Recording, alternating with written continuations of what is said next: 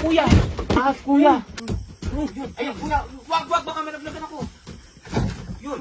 Ay, nagsuksok na siguro doon sa ilalim. Nagsuksok na sa ilalim, Toy.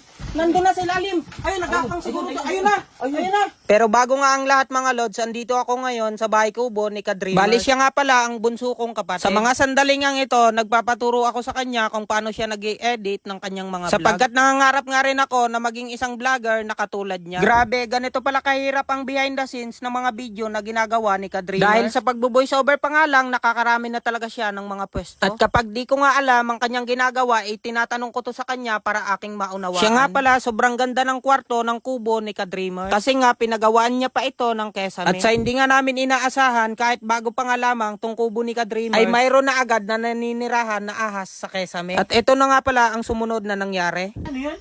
Alin? Toko? Ewan. Ano to? Ay, buti, kuya. Ahas, kuya.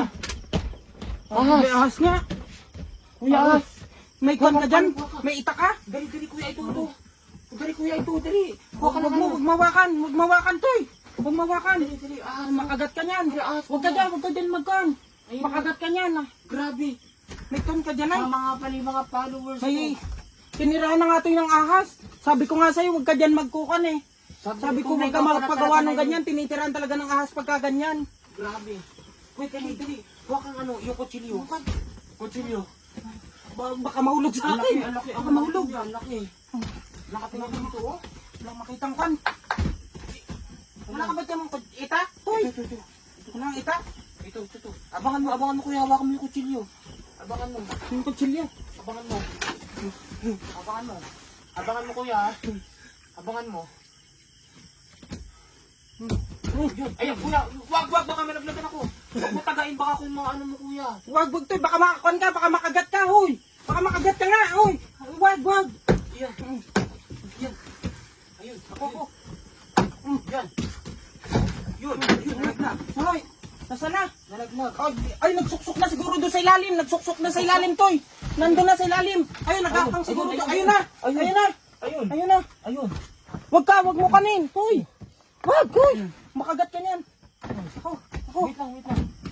Ako. Hindi ko makita. Ako. Ayun. Tabi. Ayun.